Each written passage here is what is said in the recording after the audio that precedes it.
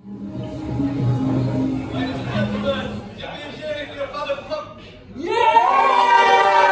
Give me a hell yeah if you're a fan of the Undertones! Yeah! Oh good, we seem to be in the right place. Please welcome to the stage a very special guest, all the way from Bolton, Lancashire, England. Mr. Jefferama!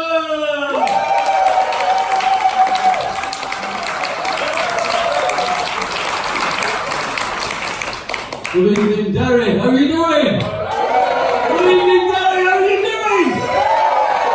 Fantastic. It's an absolute fantastic buzz and privilege to be here. Yeah, I'm from Bolton, the punk poet.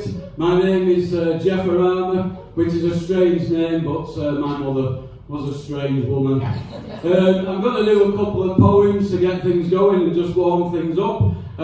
It's been absolutely fantastic. We've been in your city for a couple of days, so thank you for making us so welcome. It's been absolutely brilliant. Fantastic. I'm sure you're going to love this fascinating insight from Tony to his life and the Undertones. It's great to be performing in this beautiful theatre as well. It's not often us punk poets get to perform in a theatre. It's normally a scruffy pub supporting a punk band, something like that. So this is absolutely fantastic. In fact, the last time I was on stage in a theatre was probably the peak of my career. I was on at the Opera House at the Rebellion Punk Festival, and I was supporting Peter Hook out of New Order with his band The Light doing the songs of Joy Division. Thank you. I say supporting, I was on at 2 o'clock and they were on till 10. But it still counts in my group. You've got to grab every bit you can. Right, I'm going to do a couple of poems. These are both music-influenced poems that I wrote. And the first one's kind of a love poem. And I wrote it for my girlfriend Tracy here. And I want to spread a bit of love around Derry tonight. This is called Rock and Roll Love Poem. Just like Chuck Berry, we could rock and roll. Like Tamla Motown, we could dance with soul.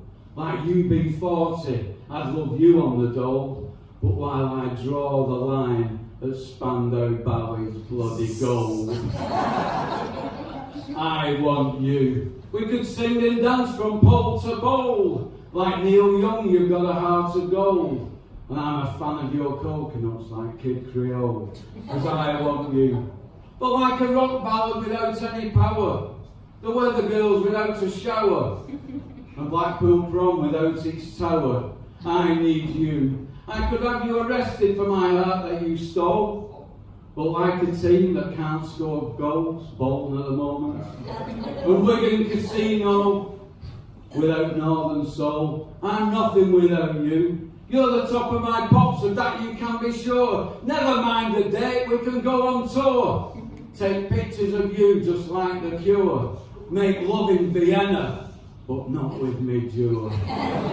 Because I prefer you. Here's the Undertones reference. You've got my number. Use it. Don't know why I have a phone. You've got my number, you know the score. You could be knocking on heaven's door. And like the Buzzcocks, I could love you more. And like the Doors, you light my fire. And I love you more, because I love you. Thank you.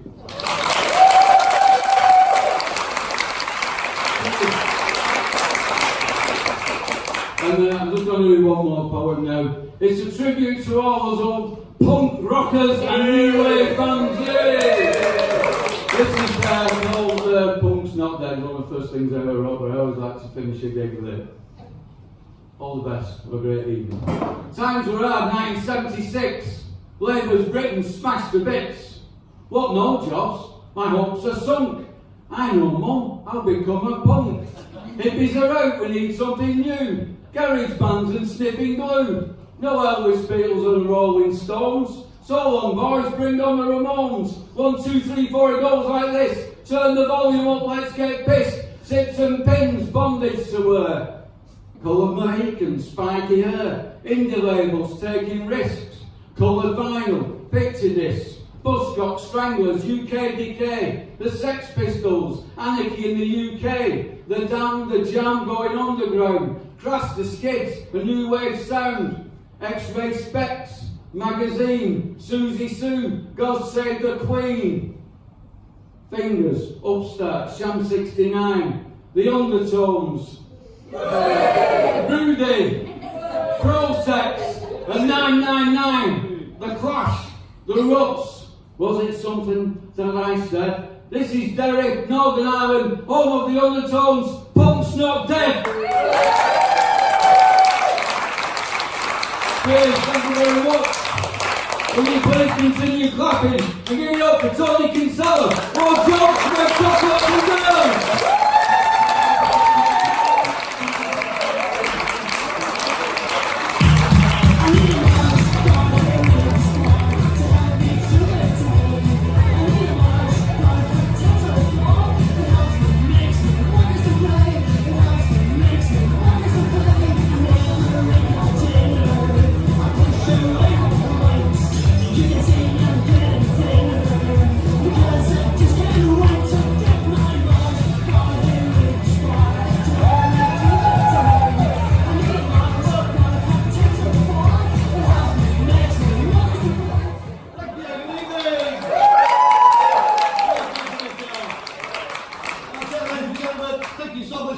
Tonight, and it means so much to us as my good friend Jefferama. Give me a huge round of applause. I know there's so many other things you could have done tonight. You could have watched 17 consecutive hours of golf on the television. Just over the road, you could have gone to a vastly inferior theatre to watch somebody called Paul Merton and his improv chums. And I know Paul Merton is on telly and I'm not, but he's charging 25 quid for making up jokes off the top of his head. We're charging 8 quid for something that we've worked on for about a year and a half. So it's an absolute privilege to be here to talk about the Undertones this evening, and therefore it kind of galls me a little bit that I've got to start off with a confession followed by an apology. First of all, a confession. I don't know if this was made clear to you when you bought your tickets, but I'm an Englishman. Is anybody in from England? Not many of them, but we've got the best seats in the house. Some things never change, do they? We had to sit the English people at the front to create a kind of soft border. Which brings me on to the apology. I did vote Remain, but on behalf of the English population, Ireland, I really apologise for this whole Brexit bullshit. I'll be absolutely honest with you, I haven't got a bloody clue what's going on anymore. I don't understand the politics, I don't understand what it's doing to the English language. I heard somebody come out with that one again the other day. We'll be absolutely fine, as long as we follow the Norway model. Me neither. I mean, I'll be honest, I've been following the Norway model on Twitter for about 2.5 years. I just like the things that she posts. So, I'm an Englishman, to be more precise, I come from a beautiful little rural village in the northwest of England. So we may have heard of it, it's called Salford. Also give you its full title, Little Salford on the Heroin. I don't know if you know your English geography, but basically Salford is on the outskirts of Manchester, in the same way that a scab is on the outskirts of some bus. Because it's not the most beautiful city in the world. I'm not going to diss it though, because I am actually a proud Salfordian. I'm actually buying a property in Salford at the moment. Went to the estate agent, or as we call it, the pound shop. The estate agent was really helpful. She showed me around the property last week. She said, there's a gas cooker, there's the washing machine, there's the fridge freezer. Now would you like to take a look inside the house? Well, me and my mate Jefferama and another colleague who you're going to meet very soon did this show as a preview back in the Manchester area way back in December. And just by chance, the weekend that we did it in December 2018 was the weekend that we lost one of the great legends of punk music. A lot of you have recognised him. The great Pete Shelley of Buzzcocks. Not the Buzzcocks, that really used to annoy him. Pete Shelley of Buzzcocks. And you can see a picture of him here with John O'Neill of the Undertones at a festival that we did relatively recently, just before Pete died. And having apologised for being an Englishman from the northwest of England, like that beautiful statue you have here that hangs across the divide, I would like to dedicate, with your permission, tonight's Undertones show to the late legendary Mr. Pete Shelley of Buzzcocks.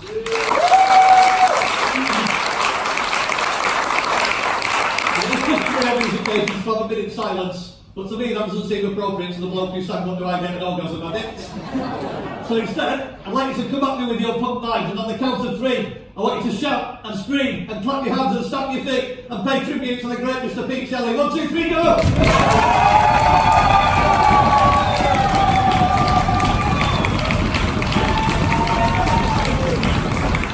They told me at the box office that people tend to come in quite late at Derry, so I was hoping somebody would just come in at the background. It's like, bloody hell, if the first 5 minutes was that good. But the other thing they told me downstairs, I didn't really believe it, but apparently you have the most beautiful audiences in the world here in Derry, but now that I'm here I can't well believe it. Got the cast of Jenny Girls about 4 rows back there, yeah? And on the front there we've got the cast of Mrs. Brown's Boys.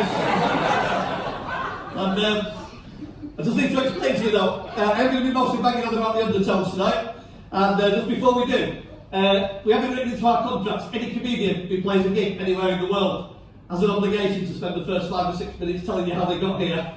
So that's going to be the first bit. We actually came in a few days ago, and we landed in Northern Ireland's second city, someplace called Belfast.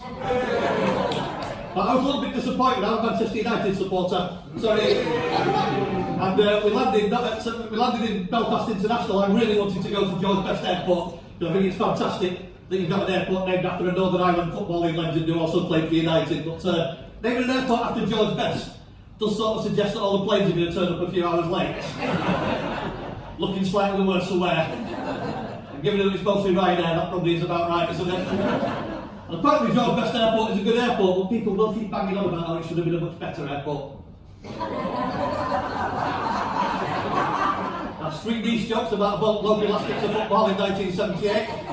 That'll give you some idea about the level of topicality to expect from me tonight.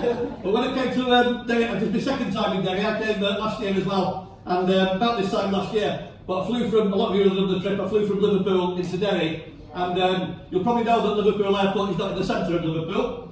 It's on the outskirts in some place called Speak. And I got off the South Parkway train, went to the bus connection and said, "Excuse me, is this bus going to Speak?" And the driver said, "Wait for the punchline." The driver said, "What do you think I'm a fucking ventriloquist?" Just to explain again, I have got an obligation to put a proper joke in the punchline in the first 5 minutes, just to make you think there's going to be more. And of course, Liverpool Airport, like George Best Airport, is named after a local legend, the great Mr. John Lennon of the Beatles, of course, and it's very customised. You've got a big yellow submarine in the concourse, and just as you go through the main gate, there's a light in his most famous solo hit, Imagine, where it says, "Above us only sky." And a few years ago, when Liverpool Football Club was second from the back with the Premier League, oh my God, how things have changed. Somebody, probably a witty Evertonian with a marker pen written underneath it, and below us only West Ham United. But I think John Lennon Airport missed a bit of a trick here. I think there should be other lines to Imagine a little bit to the airport, like "Imagine no possessions at the baggage carousel," just to piss off the people whose luggage hasn't turned up. Or if an illegal immigrant tries to get in at Liverpool and they're sending them back, we hope one day you will join us. I call that my velvet rope joke because it does tend to divide the room. And when I flew from Liverpool last year, I did fly with Ryanair because obviously my comedy career is going exceptionally well at the moment. And there was a delay. Surprise, surprise. It was only a 45-minute delay, but given that the plane is only in the air for 35 minutes, that was more than 100%. But the thing about Ryanair, they don't tell you there's going to be a delay when you're enjoying a lovely pint of Guinness in the lounge. They wait till they've front marched everybody into that holding cell known as the gate. One vending machine, one unisex toilet, 250 passengers. So when you get the spirit of the blitz, everybody sits down on the floor and you start talking to complete strangers, yeah? And I was talking to a lovely lady from Derry who was with her teenage daughter, and she said she was actually visiting Manchester and she was on the way back. So I said, "Oh, what brought you to Manchester?" Took my daughter to her first ever pop concert in the Etihad last night. Ed Sheeran. Oh. At which point I leapt to my feet and shouted at the cabin crew, "Let these people on the plane, they've already suffered enough." Well, of course, Ryanair is famous not so much for the delays, but for landing you in completely the wrong airport, miles away from where you thought you were going. I don't know if you've heard, but Ryanair are going to be sponsoring the first Irish space mission to Mars. They're going to land 3 Irish astronauts on the moon, and then they can sort out their own transfer from there. But sure enough, when I flew last year, they did land me in completely the wrong city. I was under the impression I was coming to a place called Derry. They landed me in some place called Londonderry. Not destroyed anything good.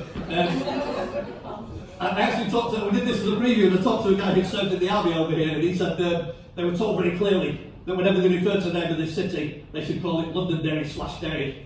And they got fed up of calling it that, and they started calling it Slash City. Is that true? Because we actually call Salford Slash City. Well, that's mainly A, because we have knife crime, and B, because everybody pisses in the lift. It's different altogether. But irrespective of what side of the sectarian divide you come from, whatever your ethnicity, your gender, your sexuality, even if you're a Jedi, we've got any Jedis in. Yeah.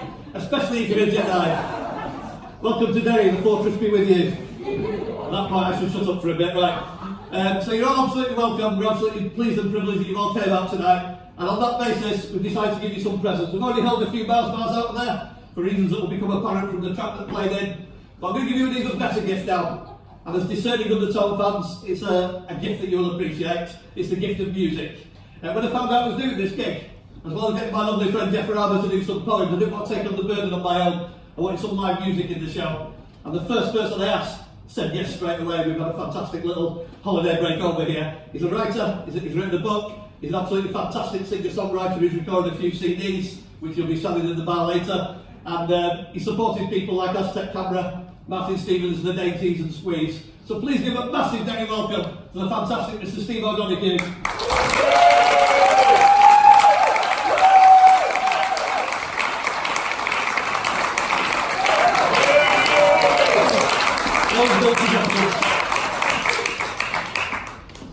Good evening, Derry. How you doing? You alright? Really nice to be here with them.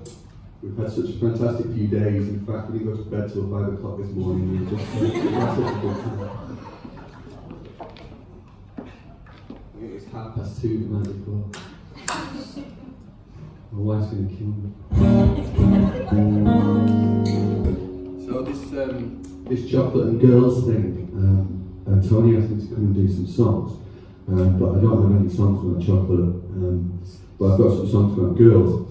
So I thought I'd do those, and I will warn you now, but as a kind of introspective singer-songwriter, they're not going to end well, and just kind of be patient, and I'm sorry to burden you with my hopeless attempts at romance over the years. Now this first song was about a girl called Jo, and she, when we were 16, I thought we were going to just live together forever. She was my first love. And it was just heaven, you know. And anyway, we broke up as you do. Didn't see her for a long time, many years. And then I found her on Facebook. I ended up stalking her and looking for her all the time, just, you know what I mean. And I found her on Facebook, and I got in touch with her. I was really excited, and she barely remembered who I was. So I wrote a song about it.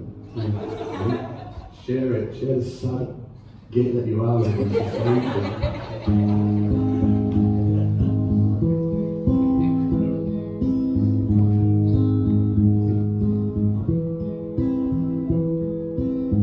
I saw a photo, I hadn't seen you for so very long.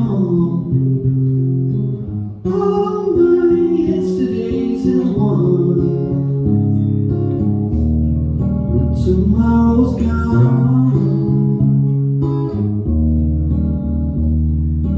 I woke up sleeping, wide awake dreaming of you, and with the old and with the new, stories untold.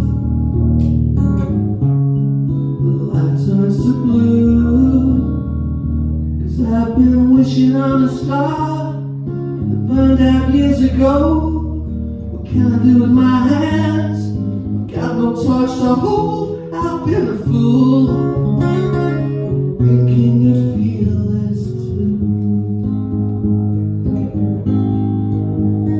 All my memories are dust, 'cause it's me instead of us. What can I do with my heart? All the strings of rust. I've been a fool.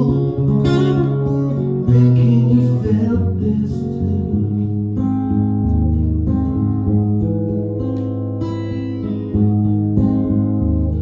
You wish you could go and see Paul Burton.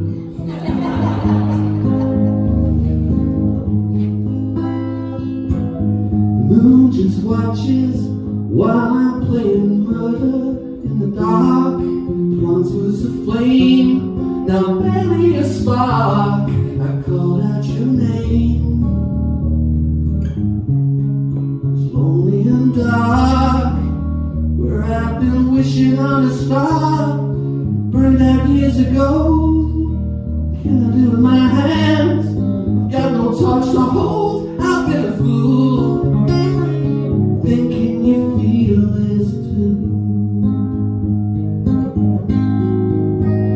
All my memories are dust, 'cause it's me instead of us. What can I do with my heart? All the strings are rust. I've been a fool, thinking you'd feel this too. Thinking you'd feel this too. Hoping you'd feel this too.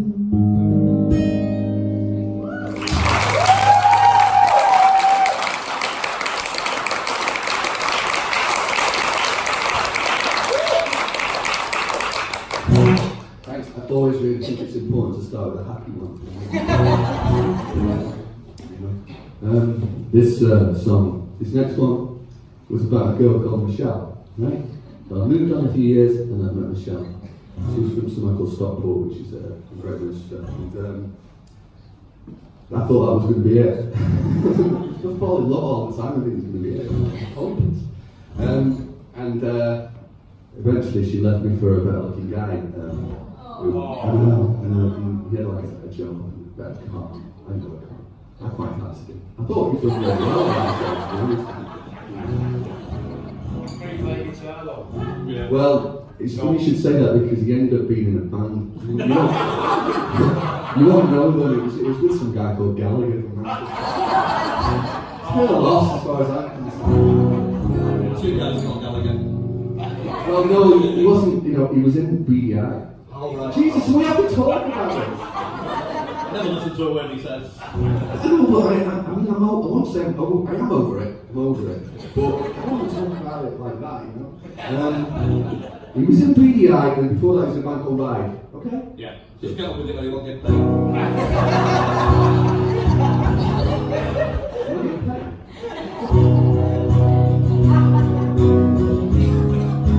This is called Johnnie Walker.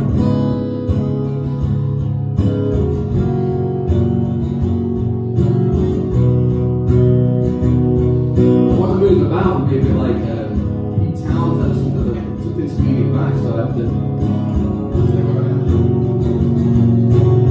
She's not coming back. That's a fact. As if I needed proof. He drives a car that doesn't have a roof. Hope they got waterproofs, 'cause I've got her hands and I'm holding on to that. Yeah, I know it's not much, as tokens go, but silence doesn't wake me in the morning. It doesn't keep me warm. Clouding up my days in Johnnie Walker. No shelter from the storm. The storm. Oh, I know there's no way back down those cruel and twisted track. I'll leave your key inside the door, just in case come back once more.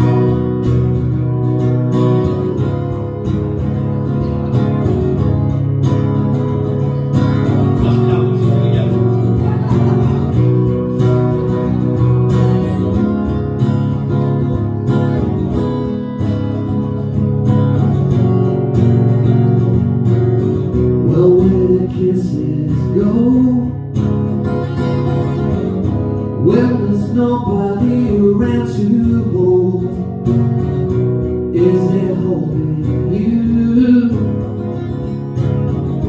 Are you laughing like we used to do? You let my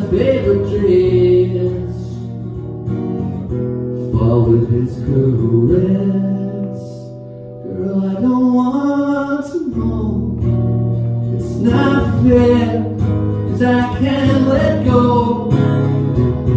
Or have you here? The silence doesn't wake me in the morning. It doesn't keep me warm. Clouding up my days in Johnnie Walker. No shelter from the storm. The storm. Lord, I know there's no way back down those cruel and twisted tracks.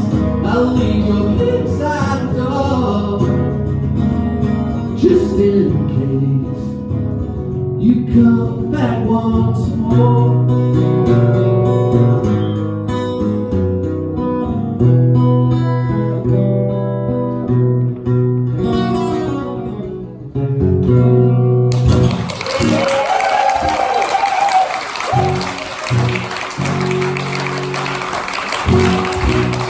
Thanks so much. It's really nice. It's really nice. Slightly patronising in a sense that I know you think, wow, loser. Could I give a bit more of a clap? You think a river or something? JT, why is it feeding back so much, do you know?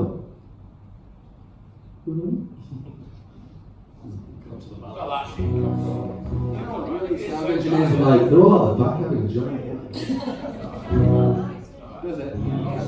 Alright, okay, thanks. Okay, so this next song is called The Town Bank, right? Incidentally, I've got some CDs for sale. They're only a £5. I'm going to be on sale in the bar. And the reason I tell you that is because it's Easter next weekend. And my little boy Alfie said to me today on the phone, are we going to be doing something nice for Easter? When are you coming back home? It's really heartbreaking. I said, I'll be home, hopefully. I won't see you tomorrow because I'm not getting back to Manchester till late, but I'll be there. I said, if the people of Derry are really nice, I'll try and buy you something special. And he said, you always say that. And I said, I know, but we're talking about Derry. So this song, so this sort of goes back a little bit. I should have done them in age order, I suppose. I didn't think about it. But when I was about, just before Joanna, right, there's this other girl. But I didn't have a relationship with her. She was, everybody in the town, she was famous for having sex with everyone. Right, she was a really pretty girl, and but she was quite intimidating because she was older than me. But she just used to get used, you know. These guys would promise her the moon, and they would just use her and have sex with her and bin her and move on. And the next person said, well, you know, she's a sure thing. Debbie, she's called. Debbie's a sure thing, you know, just want to sort her out. And I really liked her. There was one time even when I was walking home in the rain and she spotted me and she recognised me and she picked me up in a car. And I got in the car and I could smell her perfume and stuff, and her hair was dead nice, and I really liked her, do you know what I mean? And I always remember having sex with her. I wasn't. Sorry? Small cat. What you said?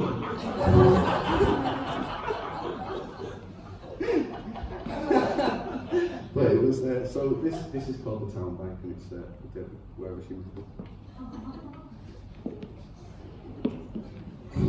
Probably living in Salford near Tony with about 10 kids. She sleeps in the shirt of a late-grade rock and roll star. She likes all-night discotheques, among the cigarettes, her Levi jeans ripped with the vanity seams. I know she likes Pepsi Cola ads, that's cars and pills. Pretend she's an American from Beverly Hills. Over Levi jeans ripped with vanity seams. I know she won't. You and me, well, can't you see we turn this lover's tune to a symphony of you?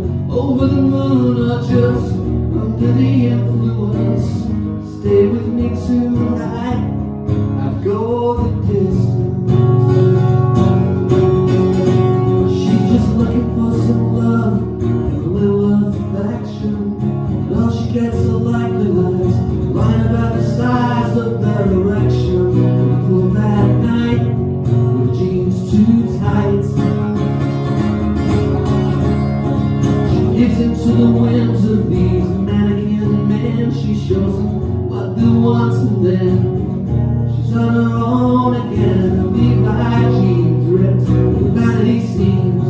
I know she grows. You and me, can't you see? We turn this lover's June to a symphony. Yeah, over the moon or just under the influence. Stay with me tonight. Go the distance.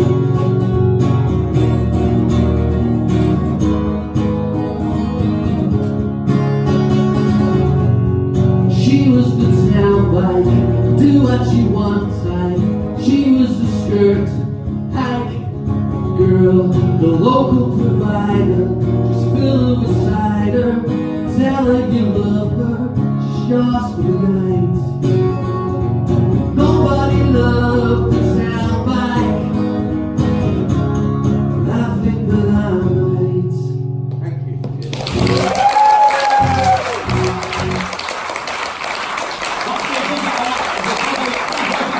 25 years ago, and she's here tonight! Sorry, mate, she stood you up again.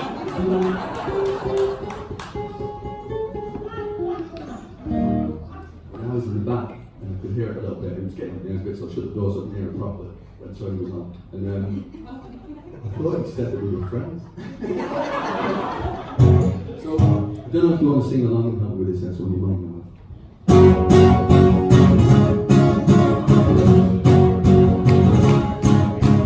I've got a cousin called Kevin, sure to go to heaven.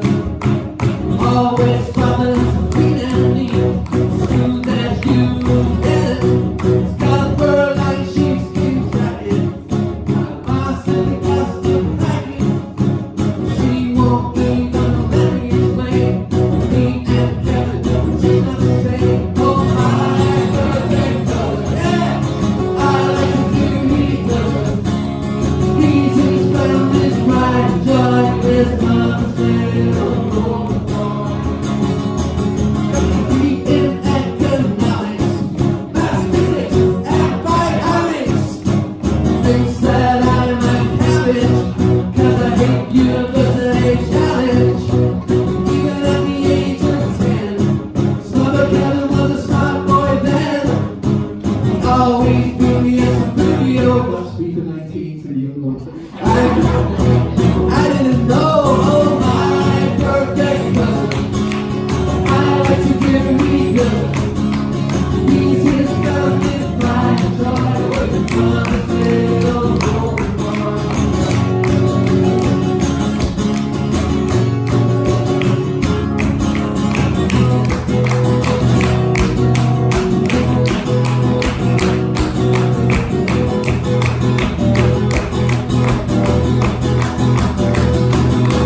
Well, got a synthesizer, got the human league into his visor. Now he's making lots of noise, playing that around with the high school boys. Girls seem to grab his attention, but what a shame, instantly total rejection. He will never be left on the shelf, 'cause Kevin, he's in love with himself. Oh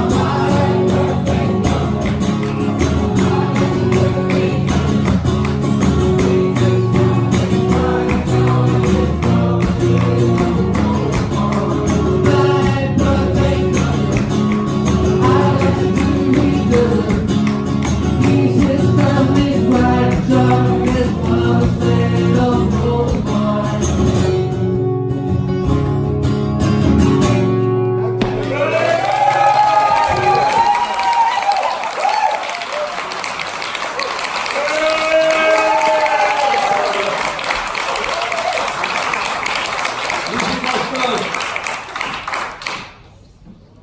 Music! That's gone for a joke, doesn't he? There's a story in our town. There and as a bee, the whole night through.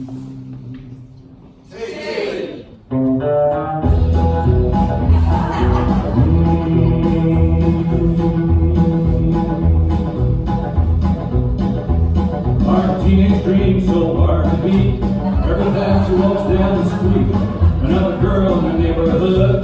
But she was mine, she looked so good. I want to hold her and hold her tight. Get teenage kicks right through the night.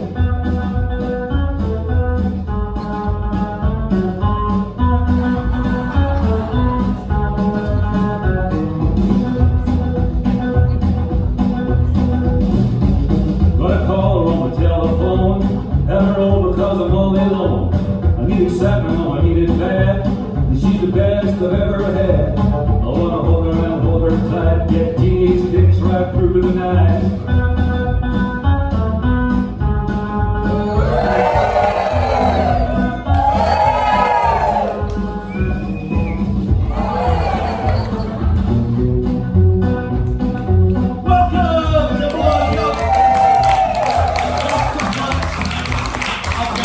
Welcome to 35-year obsession with a band called the Undertones, Derry's finest band, the UK's finest band, one of the greatest rock and roll bands in the history of the world. I'd like to take you on thank you. I'd like to take you on a little journey through time. I'd like to begin by taking you back to 1983. This is what the Undertones looked like in 1983. No wolf whistles. And this is what I look like in 1983. 2 wolf whistles. This is me standing over on the far left, which is pretty much where I've been ever since.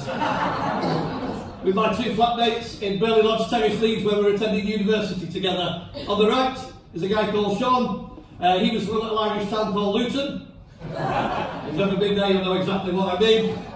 And in the middle is a guy that I went to school with called Mike, and I went to school with him in Salford. We ended up at Leeds University together, and he had the good sense to emigrate to Ireland about 25 years ago. And I haven't seen him since. Well, until last night I haven't seen him since. Because Mike has actually come especially to the show tonight, and last night was the first time I've seen him in a quarter of a century. And he's standing somewhere in the middle.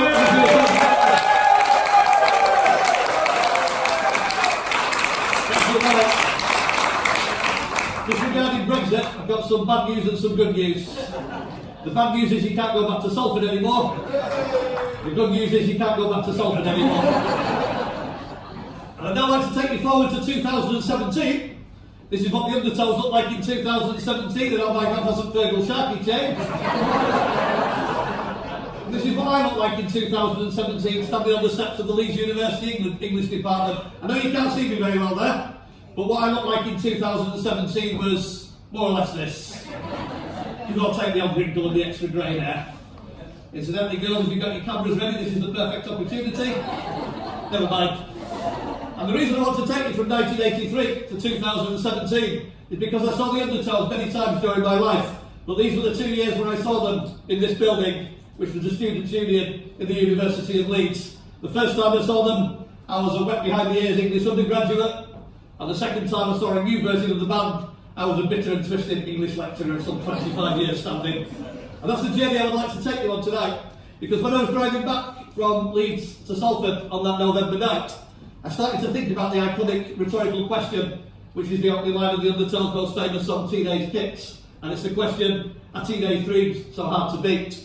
A line so iconic that it finds itself on the gravestone of one John Ravenscroft, better known as Mr. John Peel, who plays an important part in this story, of course. And as I started to reflect on that question, a teenage dream so hard to beat, I realised that when I saw the Undertones in 1983, they were just coming out of their teenage years, and so was I.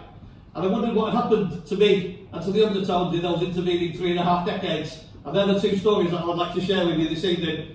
But before I do, I'd just like to tell you some of the reasons why I love the Undertones so much. Not flattering, is it? And it may be the same reasons why some of you love the Undertones so much. First of all, the great socialist singer-songwriter Billy Bragg once described the Undertones as the Bash Street Kids of pop. I think it was a comment on their aesthetic appearance. And what worries me slightly about this is that my first girlfriend at Leeds University did actually look like one of the Bash Street Kids. And unfortunately it wasn't her. I don't really think the Undertones are good looking, but if you're the drummer or the bass player, you just basically hang around at the back, don't you? You don't really expect the lead singer to be good looking, whether it's Tony Hadley, Simon Le Bon or even Jarvis Cocker. You'd be a cheer if you think Fergal was a good looking bloke. I think he'd probably be satisfied with that. I'm no expert, I'm a heterosexual male, I'm not a good judge of these things, but The only thing I would say is I think it was no oil painting. Well, that kind of depends really, doesn't it?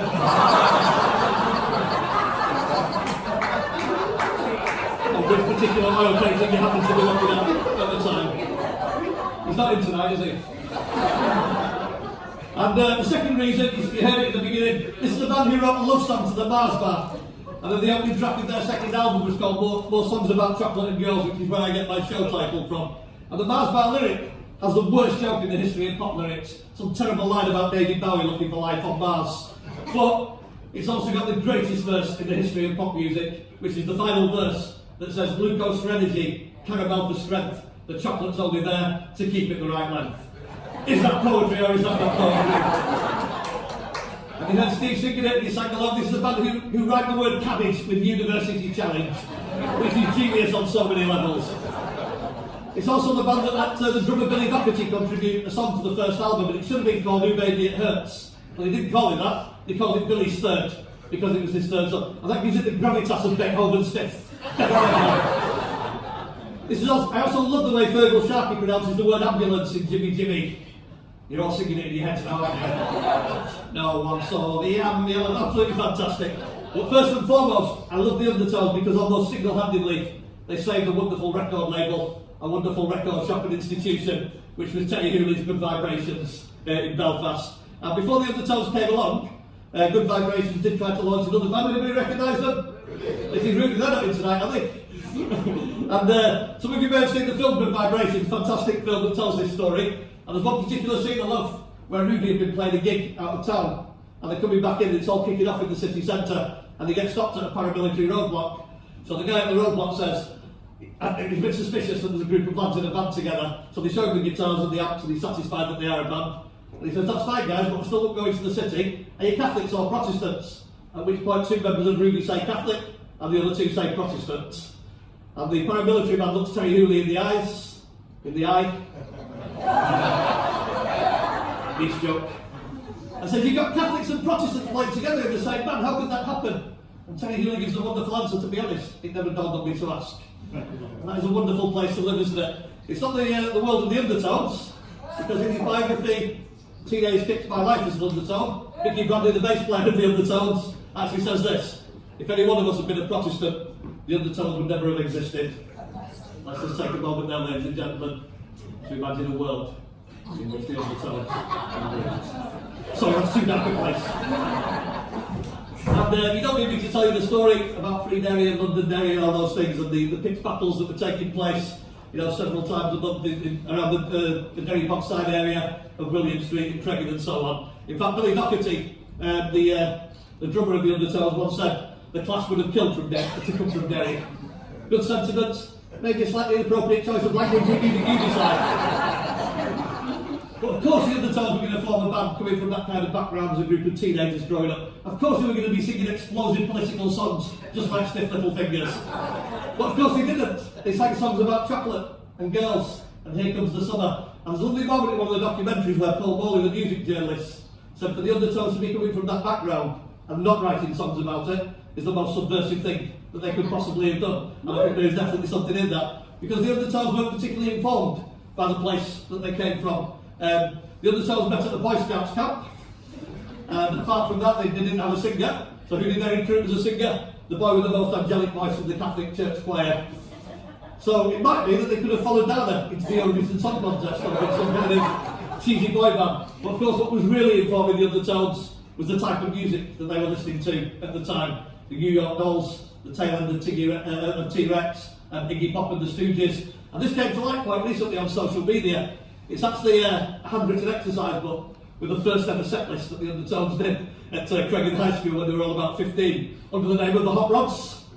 Good job they didn't stick with that one. And if you look at there's a couple of Rolling Stone songs on there, Jumping Jack Flash and Sympathy for the Devil. Badge is a Cream song. Back in the Night is a Dr. Feelgood song. Oh Carol, I said to them that was a Neil Sedaka song. They claimed it was Chuck Berry. But I think Oh Carol is a tribute to the man responsible for Mrs. Brown's voice. I think we're all agreed that responsible for is the correct way of wording that. But John O'Neill, the Undertones guitarist and the man who wrote Teenage Kicks amongst a lot of other great songs, described the way he wrote music as copying the style of the fantastic Ramones, and he called it the 3-chord trick. And he said you can make great music by keeping it simple. So the Undertones got a residency at the Casbah. Anybody see them back in the day? When the Casbah was still open? And they used to play once a week on a Friday night when they would do lots of cover versions. And John O'Neill would throw in one new song every week, starting with I Told You So, that ended up on the B-side of Wednesday week. And as he started to play the Casbah, people started to like the Undertones and really follow them. Well, not everybody started to like them. You're always going to get a certain amount of jealousy and envy and dislike, aren't you, when in a community where one band is being successful. Very famously, when they played the Casbah a few times, somebody wrote the Undertones across a great big brick wall opposite in 3-foot high letters, and within 24 hours, somebody else is adding the word hang to the beginning. Which is a bit extreme, isn't it? I mean, I'm no fan of Kanye West, but I don't wish him dead. No, definitely don't, no. No, the pacifist and the socialist, let him live. But there's also a story that Terry Hooley tells, where he was walking through Derry one day with Fergal Sharkey with his customary leather jacket and polo neck jumper, and somebody from the opposite side of the street shouting, "Oi, Sharkey!" And I crossed the road, spat on him, and crossed back again. And Terry Hooley was amazed. He said that would never happen in Belfast. They would shout the abuse, but they wouldn't go to the trouble of crossing the road, spitting on him and coming all the way back. Because here in Derry, you've got a better work ethic. You'll notice it didn't say Protestant work ethic, because I'm staying away from that whole can of worms as an Englishman, yeah. And but the Undertones were absolutely traumatised by this kind of graffiti insulting them. So traumatised that they included it on the cover of their first ever EP, recording for Terry Hooley's Good Vibrations. I don't know if you guys can read upside down or do the contortions, but if you can, you may notice that True Confessions is the lead track on this, not Teenage Kicks. And what happened was, Terry Hooley was putting the sleeve together, and he rang them and said, "What are we going to call this EP?" So very quickly they said, "Well, we're teenagers, Teenage Kicks is on it, let's call it that." So when the record arrived on the desk of Mr. John Peel at Radio 1, he naturally assumed that Teenage Kicks was the song that he was supposed to play. And play it he did. Twice. On the same evening. The only time that John Peel has ever done that in his long and distinguished broadcasting career. There are two different versions of this story. There's the one in the film Good Vibrations, where John Peel plays Teenage Kicks, and then immediately says, "Isn't that the most," I can't do the voice, "isn't that the most amazing thing you've ever heard in your life? I'm going to play that again." But Mickey Bradley tells a different story in his book. He says that he played the track, played some other stuff for about half an hour, and then came back on the mic and said, "We're getting lots of phone calls saying that the lead singer of that band, the Undertones, sounds like Loud and Wainwright III. Which he bloody doesn't. Let's play it again and find out, shall we?" But sure enough, John Peel played the record twice on the same night. And thank God that he did, because two people heard it for the first time on that second play. One of those people was me, and thus began my 3.5-decade obsession with the Undertones. And the other person, far more importantly, was a guy called Seymour Stein, who was an American music executive, and was coming back from a gig with Paul McNally, the owner of Sire Records. And immediately Seymour Stein started screaming, "Pull over, for God's sake, pull over!" McNally screeched to a halt on the side of the road and said, "What's the matter, Seymour? Are you having a heart attack?" He said, "No, that's the most fucking amazing song I've ever heard in my life. Find out who that band is and fucking sign them." So via John Peel show, they managed to find out that it was the Undertones, and they sent Fergal Sharkey and David O'Neill to London to negotiate a contract. They offered them £6,000. They thought that was a bit pathetic, so they asked for £100,000. And Sire Records met them bang in the middle and gave them 30,000. Don't know how accurate those numbers are, but what we do know is that this led to the release of their first ever album, which is the eponymously named The Undertones. This was a fantastic record when it was released in 1979 on Sire Records, produced by Mr. Roger Bachirian, and it remains a fantastic record to this day. And I think it's a record that tells us something about life here in Derry. You've got a song called True Confessions with the line, "I got a picture from your sister that was writing on the back," which kind of suggests a certain inertia in the relationships going on. And then of course the famous opening track, Family Entertainment, "Mummy Wouldn't Like It, It's Gone Too Far." The opening track of the first ever Undertones album is a love song based on incest. Is that their quirky sense of humour, or is that thinking in Derry? Because we have a town not far from Manchester called Wigan where we have a similar kind of attitude. And there is a story about a Wigan couple getting married and they're going into the honeymoon suite. And the bride turns to the groom and says, "I think we should tell you I am still a virgin." So he goes into the room and rings his mother. "She's just told me she's still a virgin, what should I do?"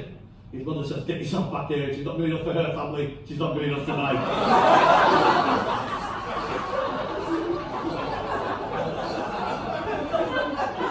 But I think also when you listen to this album. Beautiful city though Derry is. You get the impression as the undertones start to be created, they actually want to get away. It's in songs like I Wanna Be a Male Model, or the song Jump Boys, or my favourite track, She's a Runaround, where they sing she wants to leave home but she can't get away. There's even a song called Smarter Than You, and you do get the kind of impression from some of the lyrics that the undertones are maybe just starting to outgrow Derry a little bit. Just one little sideline. I used to buy my Undertones vinyl at a shop in Manchester called Rare Records. Incidentally, anybody under 35, vinyl was the only option, it wasn't a hipster thing. And I read Peter Hook's biography of Joy Division Unknown Pleasures, and I find out that the late great Ian Curtis actually sold records in the shop for a period of about 3.5 years where he used to buy my punk. He may well have sold me my Undertones albums, he certainly must have sold me something. And I read the biography of Johnnie of the Smiths Set the Boy Free, and I found out that he worked in a clothes shop in Manchester called Stolen From Ivor, where he used to buy lots and lots of shirts. As you can see, I'm a fashion icon. I've just got to find out now whether it was Sean Riley who sold me my heroin. Just to know that I've got the perfect Manchester hat trick. And in less than a year, out came the second Undertones album. Did anybody buy this one when it came out? Does anybody remember what the free gift was? It was a cardboard lobster based on the other one of the bits. It's like Carl's Cornflakes marketing campaign, really. It came out less than a year. There's always that difficult second album. Wondering whether you can pull off the same trick again. I think this is a fantastic record, and this is a sign of a true Undertones fan. I even like their cover version of Under the Boardwalk. Or to picture it exactly, it's not quite as good as the Drifters, but it's definitely better than Bruce Willis. And it was recorded once again on a combination of Sire and Ardent Records with Roger Materian. They actually went to Holland, to some place called Whistleord, to record this album. None of them had passports, so they had to get them specially. And David O'Neill asked Mickey Bradley where Holland was, and he said it's on the other side of England. Which I would say is geographically accurate, well done. And again we hear this kind of longing to escape on songs like Wish Kids, and the song that you heard Steve sing, My Perfect Cousin. He's got a degree in economics, maths, physics and bionics, 4 degrees. They do say the education system is better here in Ireland. But there is a sort of sense as well of being careful what you wish for, because there's a song called Hard Luck, but you got what you wanted. And I wonder whether the Undertones were torn between wanting to stay in Derry and wanting to get away. But the Undertones have actually said on a documentary, they were petrified when they were putting that second album together. They thought maybe they were just a one-trick pony and they were only going to make the one great album. And I suppose as a fan, I was worried when the second album was coming out, worried whether they were going to reproduce the genius of that first album. But there's a lovely moment in the documentary when Damien O'Neill says that his brother John O'Neill came into the studio with a song called Wednesday Week, and Damien knew that the Undertones are going to be okay, at least for a little while longer. Mr. Steve O'Donoghue.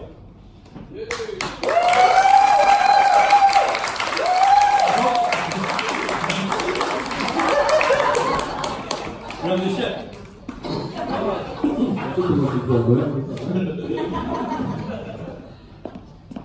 Well worth the 25 quid or whatever. In your own time, Steve. Sorry. He says it like it's an easy thing to do. Because he said to me, Will you come and do some my Undertones show with me? I'm going to take it over to Derry, where the Undertones are from. And I thought, well, that's pretty intimidating. And then he never mentioned that some of the Undertones would be here, but that's massively intimidating. I had to email Johnnie and say, John, I want to play this bit of the song, would you be able to help me? And John emailed back with like a little diagram of that. That was really nice thing to do. And, but it still put me under intense pressure. So it's alright for him saying, where have you been? I've been standing on the ledge outside. How many people shouting jump? That was an impressive song.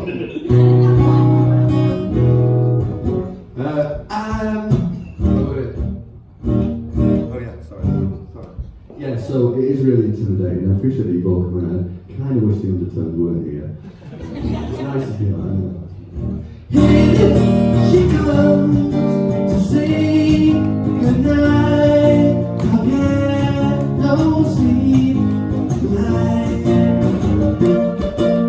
Cause the vision she still can't see. She was the girl for me. Wednesday week she loved me. Wednesday week didn't happen at all.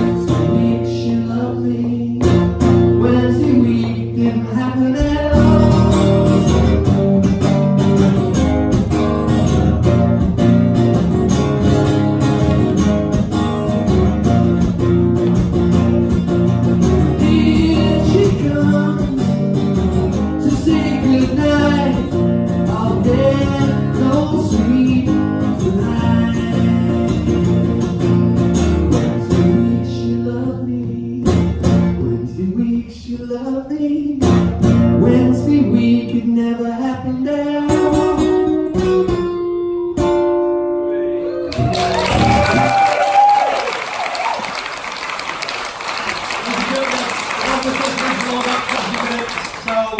yourself another drink, get yourself to the toilet, buy one of Steve's CDs, they're £5 unless you're in the Actors Union Equity, in which case they're £5 darling.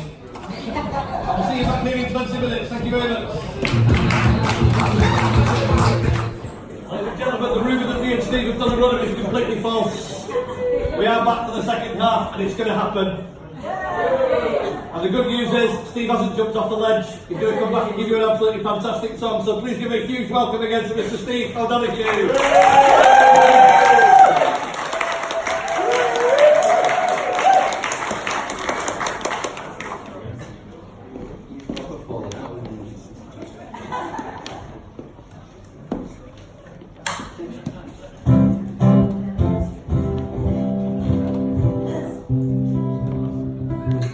I said I could do one of my own to open the second half of the set. I hope you don't mind. It's not about a girl, this one. Oh, worse than that. It's that England. I wrote this song about England. There's a matchbox company. They make, I don't know if they do them, they're called England's Glory matches. I don't know if you've seen them. I mean, they're made in Sweden, it's ridiculous. But I thought it was a good title for a song, and it was a snapshot really of me just sort of growing up in the 80s and 90s. I mean, I'm older than that, but I was I was 16 in the 80s, so do you know what I mean? What I mean is, I don't know what I mean, but what I'm trying to say is that it was just a snapshot of how I thought England was, and Thatcher, when I was 16, when I left school in 1984, it was all the miners trying to stay and stuff. It was a pretty bleak time.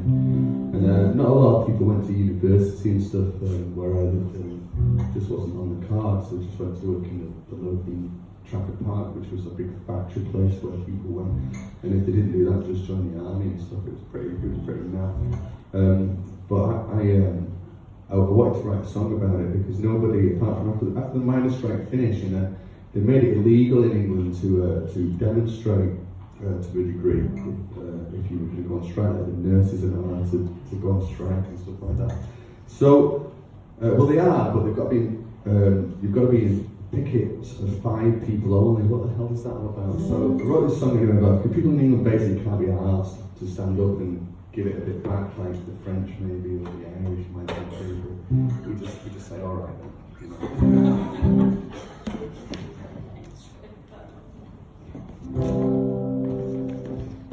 Drumming fingers on German steering wheels, New Labour votes or Tory deals. England floats without appeal.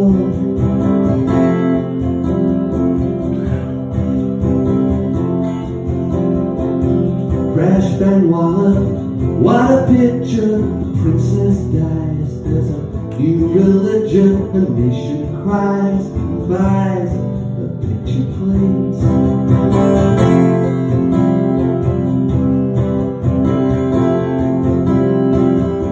But the revolution has been cancelled, 'cause nobody got out of bed. The revolution has been cancelled, 'cause we'd rather watch a football match instead. But don't you see, whether it's me or you, whether we're red or blue, we've both been screwed. England's glory,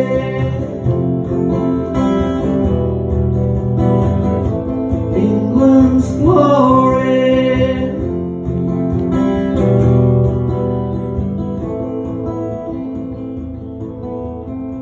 Britannia rules the waves, collects the country's rent. The world's not round, it's twisted and bent.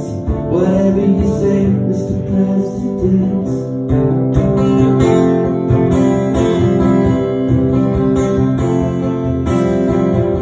So the big issues, the millennium, don't get the corporates out. Give someone a home, hope it starts to rain, and I can really home.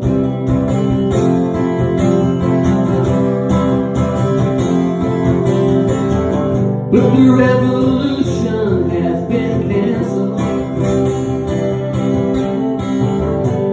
Nobody got out of bed. The revolution has been cancelled. 'Cause we'd rather watch a football match instead. But don't you see, whether it's me or you, whether we're red or blue, we've all been screwed by England's glory, by England's glory, by Richard and Judy, by Tony and Sherry, they're England's glory.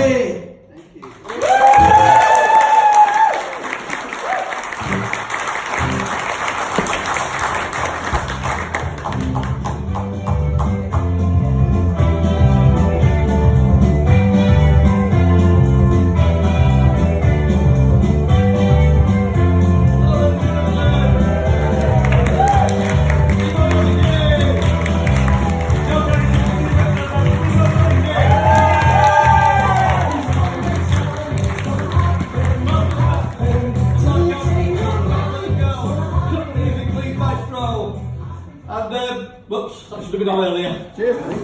Ladies and gentlemen, as I said before, we're now going to take you back to the 1980s, and the references to Tony and Sherry and Richard and Judy will help us to do that. 1980s was a tragic decade. We had the AIDS epidemic, we had the Gulf War, we had Dynasty, and we had We Are the World. And there was a conflict going on between East and West called the Cold War. In 10 Downing Street, we had a heartless female Prime Minister who was destroying the country. And in the White House, we had a vacuous, moronic media celebrity for president. Thank God things have changed. And of course, here in Northern Ireland, in Derry, we had the hunger strikers and Bobby Sands being elected posthumously as an MP. And on the night that Bobby Sands died, the Undertones played It's Going to Happen on top of the Pops. And Damien O'Neill, in a rare political defiant mood, decided to wear a black armband. And he kind of says in the documentary that he regretted it later because it might have split the Undertones fan base and they could have got into trouble. Fortunately, the BBC didn't notice he was wearing it. Nor did anybody watching Top of the Pops that night. Nor did the rest of the Undertones. However, it does give a bit of an indication about how things were changing for the Undertones. And they brought out their third album, the absolutely fantastic Positive Touch. And I went back to this album recently. I played the first two regularly. And I went back to this one. I was so glad that I did because I'd forgotten what a fantastic record it is. Again, it was recorded in Whistlemoor with Roger Baceri at the controls again, and it's on our deck, but there the similarities end, because it's an altogether much darker album. And as I listened to this album, I thought, forget about doing a 1.5 hour show at Derry, I'm going to write a 28,000 word thesis. Because I realised what was going on. Listen to these lyrics. Fascination. Suddenly my girlfriend started screaming. Crisis of mind. We're safe in our own stupid world. Maybe it's because I demand some attention, but sooner or later, I'll just sigh and explode. You're Welcome, a song about a prisoner coming home, counting all the cracks that's in my face. The title track, The Positive Touch, mentions manic depression in the very first line, and then talks about breaking down in the supermarket. When Saturday comes, shocking tears that will never go away. The song Hannah Doot, which is apparently a word for a girl who's old before her time. Nothing's ever happened in your life, Hannah Doot.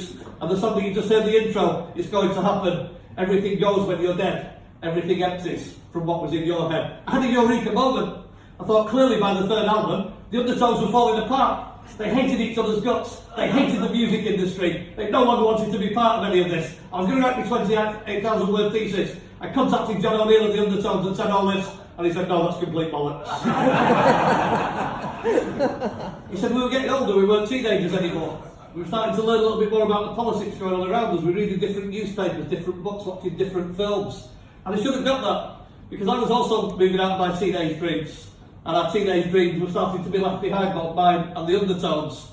And I was at Leeds University now. This is the Leeds University English department.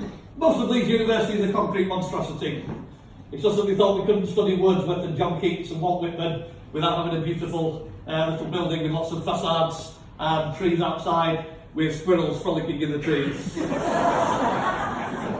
I think that's the definition of frolicking. And I started to read different books. I read The Capture in the Rye by J.D. Salinger for the first time. Has anybody read it? And it's such a fantastic book, and they say that if you read The Capture in the Rye when you're a young person, you realise you're not the only one going through the misery of the adolescence and the growing pains. For Holden Caulfield, he was drinking something called Tom Collins in lots of terrible New York jazz bars. Here in Derry, you might well have been listening to the Undertones at the Casbah Club. Back in Manchester, I was drinking pints of Henry Boddington and wondering when the hell Manchester United were finally going to finish above Liverpool in that bloody league. And when I started thinking about this, I realised that some of the things that I was getting out of something like Capture in the Rye, I'd also been getting from the Undertones albums all along. Because this album contains lots of songs about the problems of relationships and how difficult it is to get into serious relationships as you get older. Just think about songs like What Else Can You Do When the Girls Don't Like It? Or think of a song like I Don't Want to Get Over You. And there's a song from this time called She Can Only Say No. And the premise of the song is that if you think a girl is out of your league and you think there's no point in even asking her out, what's the worst that can happen if you did? The worst that can happen is that she can only say no. So why not? And I was madly in lust with this red-haired Welsh girl called Karen.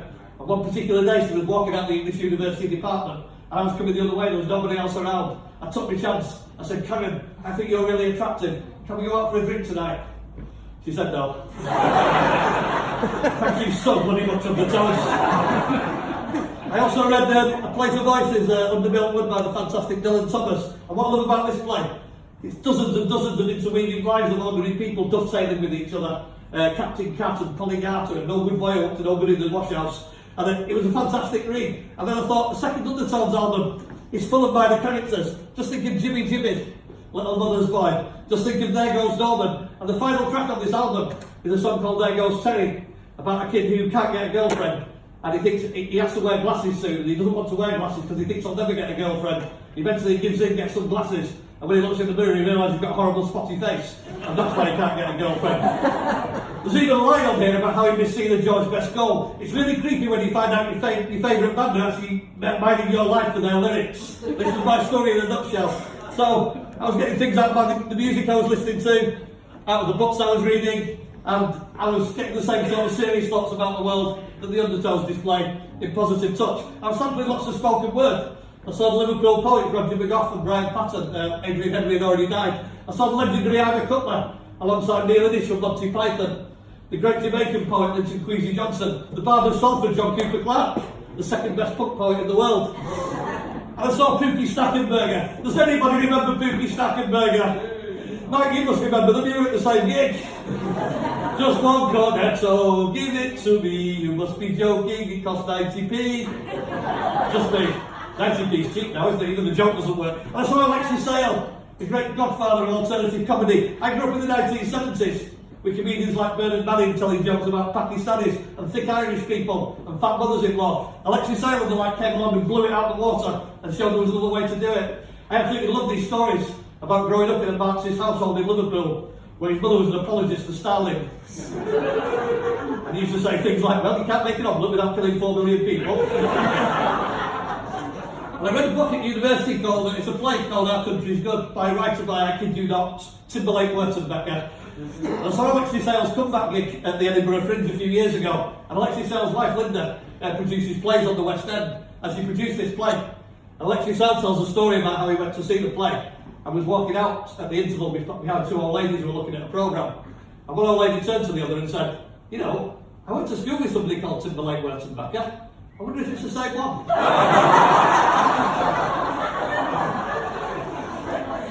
These are my 4 flatmates who leave in the first year. I haven't got any photographs of them, so you'll have to make do with a terrible drawing. And I have realised that whenever you do a caricature of a Sikh, it comes out as casually racist.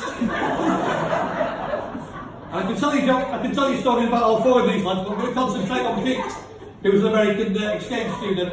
And as you might be able to see from his t-shirt, he was from a place in Boston called Nantucket Island. Well, that's not quite true. He was from a place called Nantucket Island where Jaws was filmed.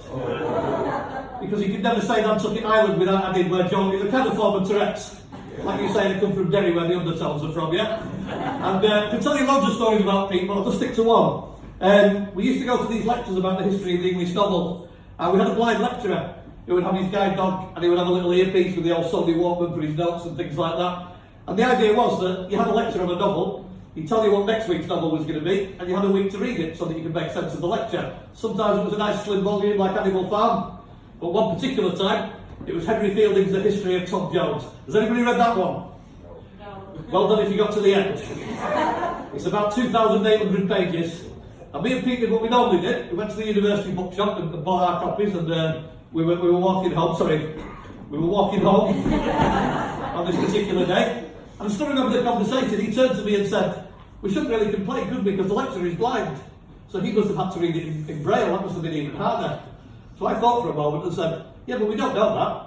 We don't know whether he was born blind or whether it happened relatively recently. He might have read the book and become blind later."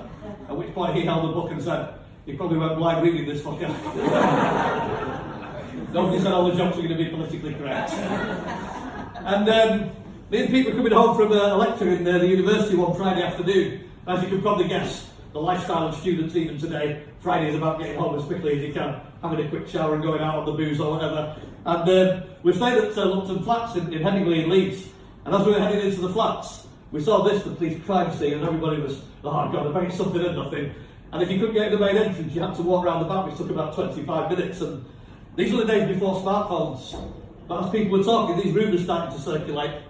And by the time we got back to the flats, we realised it wasn't something and nothing, but the flats where we lived was the first item on the 6 o'clock news, because a girl had been murdered just outside the flats on the lake the night before. The police had found the body.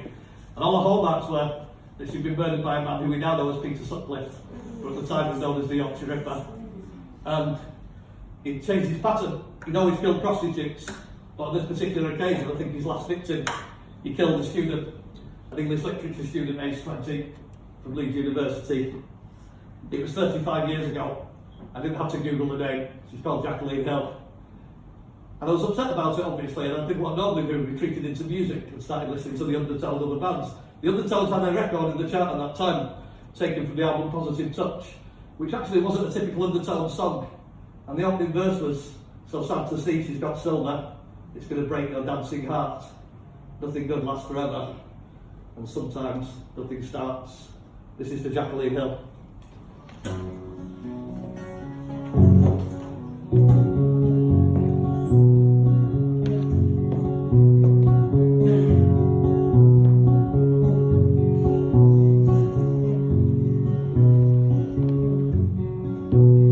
So sad to see you've got silver. She's gonna break your dancing heart.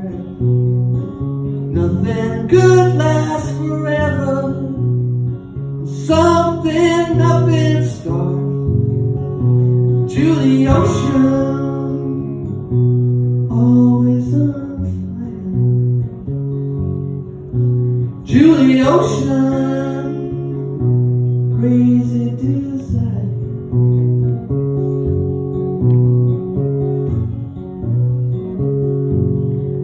You can't scratch your serious anger, or touch her sensitive nerve. Watch her faking her power, smiling as she would. To the ocean, always on fire. To the ocean, crazy desire.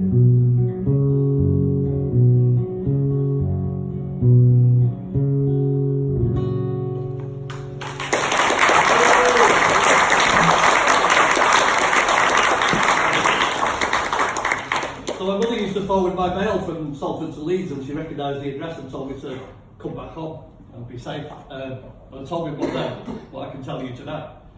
Headingley, Lupton Flats had suddenly become the safest place on the planet, because there was hundreds and hundreds of Yorkshire police officers investigating the murder and trying to get witness statements. So I didn't come home. I stayed in Leeds to finish my degree, but I had bad memories of those flats, so I decided to move back out in the second year. And I moved in with Mike and my friend Sean, and we moved into a house on Burley Lads Terrace, and it was a fantastic time. Much better than the first year. We all got on brilliantly together. We kept the same sort of timetable. We were all big football fans, we were all big music fans, and we used to go and watch music all the time. And the person who booked the music at Leeds University at that time was Andy the Kid Kershaw. This is the guy who advertised Clearasil spot cream when he was about 37. And you'll know him. He went on to become a great Radio 1 DJ, working with John Peel. He did world music on Radio 3. He travelled all over the war zones of Africa and ended up reporting on Newsnight and Radio 4. He was one of the presenters at Live 8. And he became the presenter on Whistle Test after it lost the old Grey and got rid of Bob Harris. And you will never guess who was the first band that Andy Kershaw ever introduced on Whistle Test. Thank you for playing, but it's actually the Ramones. And I still remember it, that we were absolutely amazed. We knew him, but yet there he was on television, and the Ramones played one of their 1 minute and 20-second punk classics. And Andy Kershaw suddenly bounced in front of the camera and said, "That was the Ramones there, and we'll be back later to play another 37 numbers." And we saw loads of bands at that particular time. We saw Echo and the Bunnymen and Teardrop Explode, we saw The Clash, we saw Steel Pulse, we saw The Specials. It was an absolutely fantastic time to be alive and to be a student. And of course in 1983 we got to see the Undertones at Leeds University. And the Undertones were just promoting an album called The Sin of Pride, their 4th album. I'm going to be absolutely honest with you, and I know there are some Undertones in the audience. This is not my favourite Undertones album. It's Fergal Sharkey's favourite Undertones album. And there might be a clue in this, but if you go on Wikipedia, genuinely, the first 3 albums where it says genre say punk and new wave. This one says soul and tabla Motown. And they recorded it in Camden for Ardent Records. This time it was a new producer called Mike Hedges who'd done wonderful things with the Cure, amongst others. And there's 2 cover versions of soul songs, Save Me and Got to Have You Back. Nothing wrong with that. Elvis Costello and the Jam were making really good interpretations of lots of soul and country classics. But the Undertones have actually told me that the reason they put 2 soul covers on this album is because they just weren't writing enough good songs anymore to be able to fill 2 sides of a vinyl album. And again, the 28,000 word thesis was back on. Because I started to listen to the lyrics. I listened to The Love Parade, We Were Lovers from the Start, but since then we've grown apart. Or Bye Bye Baby Blue, the stains on my bed like the blemishes you left are all that reminds me of you. And Untouchable, a collision course that's hit the rocks. And I knew the 28,000 word thesis was back on. I had another eureka moment. The Undertones were falling apart. They hated each other. They hated the music industry. I asked John O'Neill whether this was true, and he said yes. It wasn't any fun anymore. Beautiful Friend had flopped in the charts and the singles charts. The album wasn't selling particularly well. Even great live band that they are, they weren't even selling out some of the concerts that they were playing. They were snapping at each other. They were no longer writing songs that they were satisfied with, and they were getting angry with each other in the studio. And they were in Sweden on tour, doing a photo shoot on an absolutely freezing cold day, when Fergal Sharkey just said, "I don't want to do this anymore," and walked away. And that was the end of the Undertones phase 1. In fairness, if you watch the documentary, all the bands really admire Fergal for making that decision and saying he's the only one who had the kahunas to do it, and we were absolutely made up when he decided to walk away. And you know what happened next? Fergal Sharkey had lots of big solo hits with You Little Thief and A Good Heart. He became an executive at Polydor, and he was pretty much off my radar until recently. But he cropped up in a Guardian article about short rivers. Bloody short rivers, who needs them? We need more of them. I didn't read the article, but anyway. And John and David O'Neill, of course, formed a fantastic band called That Petrol Emotion, who actually released 5 really critically acclaimed and well-selling albums. And there's probably a show to be done about That Petrol Emotion, but I'm not about to do it. One of you can do it next year. This is a lovely venue to play. And in any case, you don't want to know about That Petrol Emotion, do you? You're all thinking, no you don't. You're all thinking, this is all fine, Tony, but you're going to tell us 2 stories. We want to know what happened to you after you left university. No, none of you give a shit about that. Still thinking about those bloody squirrels, aren't you? I'm going to tell you anyway. So, you're looking at somebody who became a teacher for 25 years, ladies and gentlemen. I'm not looking for applause and approval, I'm looking for a fucking escape plan. And you can see the certificate, and it's not even a very good certificate, that, is it? But if I do 50 years, I get a bloody book token. It's not even a good certificate. I've got a better certificate than that when I was 12 years old for lifting a big heavy brick out of 2 metres of water with just my pyjamas on. Does anybody else have chronic diarrhea? 25 years, ladies and gentlemen, let's just put that into perspective. It's 1 year less than Nelson Mandela got for acts of terrorism on behalf of the ANC. Where's my Wembley concert with the Tracy Chapman moment? Where's my #1 single? I've got one. What? Sort of. But that's what I was doing. I wasn't really going to watch them. Oh, go for it. 25 years in captivity, trying to get kids through the GCSEs. And somebody come and rescue me. I said, free Tony Kinsella.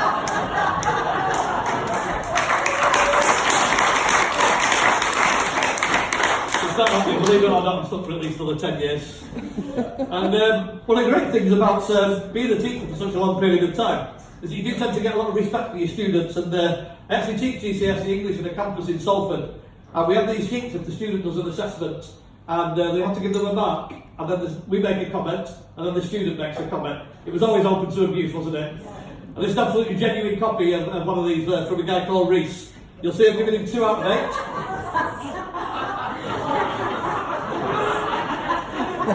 In the teacher feedback, use quotation marks and full stops to make writing clearer, and he's put bollocks.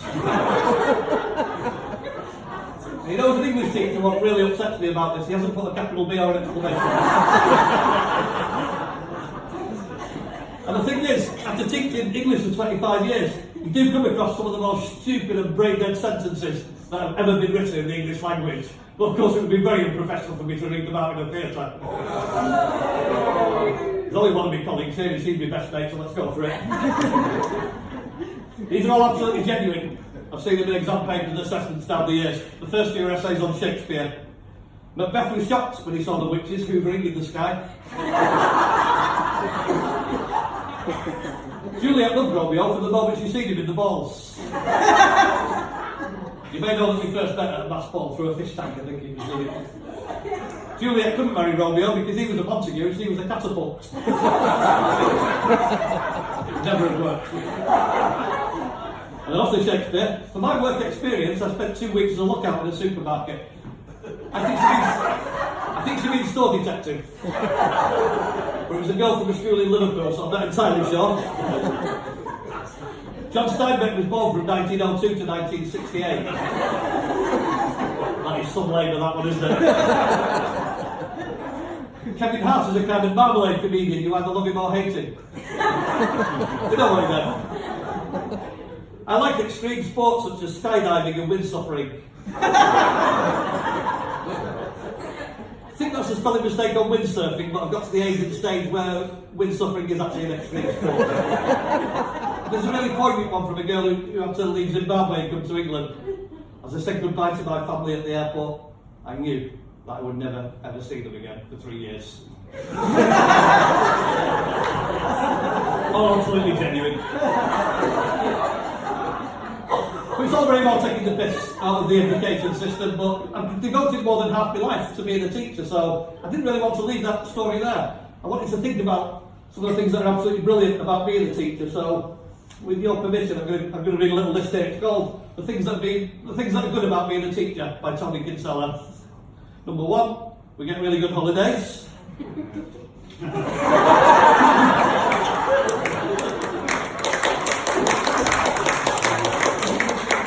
If there's one joke in this entire show that I wish wasn't true, it would have been that one. So, I raised 2 sons. These are Jamal, they get the good looks from the mum. And I'm also in a performance group of reprobates. You may recognise the wonderful Jefferama there. Alongside Buster Blood Vessel and Bruce Springsteen. And we're not making much money out of it. We do comedy and poetry and backing tracks, but we're thinking of forming into a tribute band to the Beastie Boys. We're going to call ourselves Obesity Boys. I've done stand-up comedy for over 20 years, and this is by far, I'm not just saying this, it's the most beautiful venue, the most beautiful theatre, with the most supportive people that I've ever played in my entire life. Like Jefferama, a good poet, I normally play really shitty pops, so keep like that. But I have played a comedy store in Manchester, and I'll just let you into a little trade secret. Just before you go onto the stage in the comedy store Manchester to try and make 250 people laugh, this is what it says on the inside of the stage door. And what I love more than anything is the hashtag #MeToo. And it's nothing like that here in Derry. On the green room here it says, sure you'll have a lovely time, so you will. And we have, haven't we, Steve? Lovely. And the thing is, I'm I've not paid many bills by doing stand-up comedy. It's just been a little sideline. I've been a teacher all that time. But I have got to work with some absolutely brilliant comedians. All comedians started somewhere on the way up. So I've worked with John Bishop, I've worked with Johnnie Vegas, John Shuttleworth, a few comedians not called John, like Sarah Millican. And for some reason, Badly Drawn Boy, that was a weird gig. And I also got to work with Alexis Sale. And they do say never meet your heroes, but again, hand on heart, Alexis Sale was one of the absolutely diamond of a man. One of the loveliest people that I've ever met. He was the second nicest man I ever met in show business. The first was John O'Neill of the Undertones.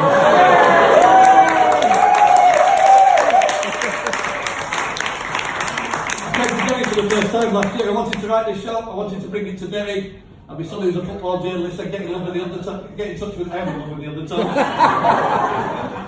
Get in touch with the Undertones. I bet some of them are still living in Derry. John's wife emailed me back after about 2 days and said, sure, John will be happy to meet you. His niece works here, he's happy to get this gig. I was watching an Undertones documentary and texting him with lots of questions. Watching an Undertones documentary and texting an Undertone at the same time. How wonderful is that? And as I say, he's absolutely brilliant. And he may notice that I said John O'Neill of the Undertones, not John O'Neill formerly of the Undertones, despite the fact we talked about them splitting up. Because you all know, don't you? They got back together again in 1999. Virgil didn't want to be a part of it, but they've got a brilliant new lead singer called Paul McClune. And John and... one Paul McClune fan, that's that. And John actually gave us free tickets. Me and Steve got free tickets. They weren't playing Manchester. They released 2 more absolutely fantastic records of new music, as well as playing all the old stuff all over again.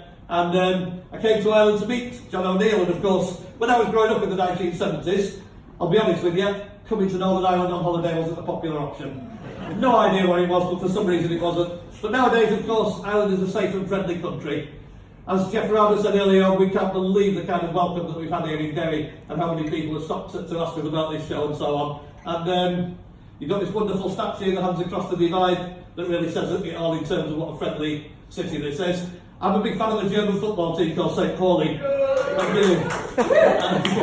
I was walking last bank holiday when I came over to Derry for the first time. I was walking past a bar, some of you might recognise these guys, and one of them saw me St. Pauli shirt and said, come in and have a party Guinness with us. And of course I did. There was a retro Undertones poster on the wall. Lots of Derry City memorabilia, any Derry City fans in? And on the opposite wall that you can't see, there was lots of kind of Sinn Féin type memorabilia, sort of submachine guns and assault rifles and things. Well, I can show you.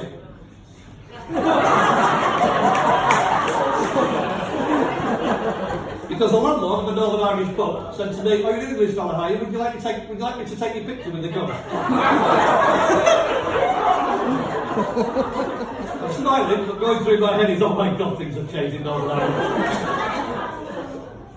And you know the story, we walked around the Bogside, I went with my friend Mike today, and I've walked there before, taking pictures of the murals and the entry in Free Derry. I went to the Museum of Free Derry. Brilliant place, but I'm going to sue them because they charged me £6 Free Derry my house.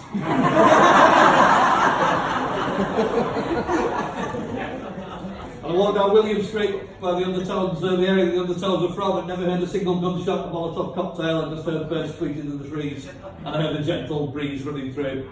And John O'Neill invited me and Steve to go and see them at Home for a Picture Dome in August last year. And we also got to see them live. They were absolutely brilliant, as they always are. And we went backstage to meet all of the Undertones. I've been on this stage for an hour and a half now, telling you how much I love the Undertones. I think the fact that I met them backstage deserves a much better response than yours.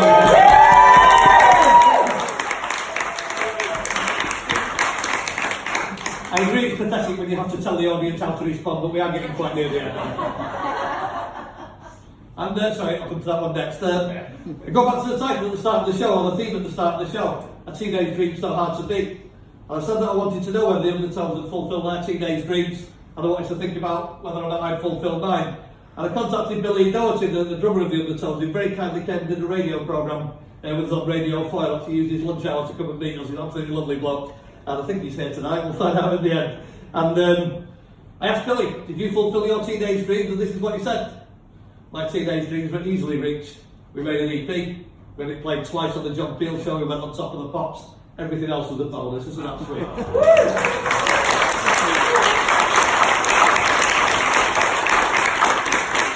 Usually I only bother to reply to the email. But I know how Mickey Bradley feels about it because it's only the last chapter of his book which he wrote before they reformed. And he said, in 1984, I was embarking on a career as a bicycle courier in Soho, 60 miles a day, fresh air, no responsibilities. Sometimes I think it was the best job I ever had. It wasn't, of course. And I started to think about whether I fulfilled my teenage dreams, and I kind of imagined a conversation between my 2017 self watching the Undertones and my 1983 self watching the Undertones, and I thought it would probably go something like this. So what's the future got in store for me then? You're going to be a teacher for 25 years. Shit, really? I'll get some promotions, I won't, like head of department. No. You'll be interviewed twice in your life for promotions.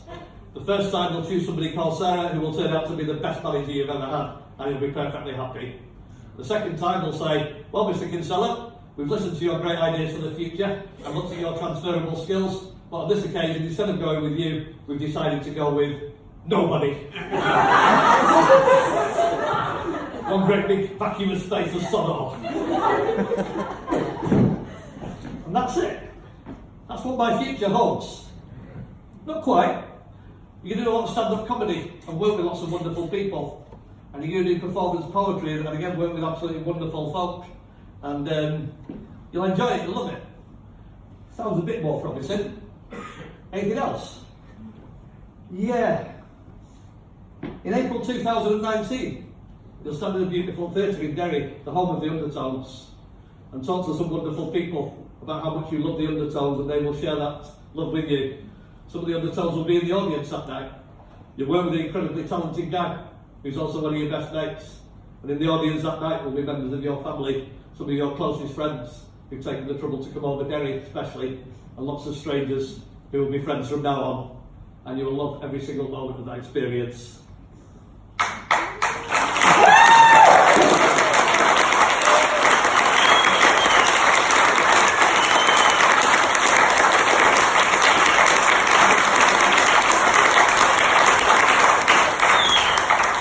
Good job, son.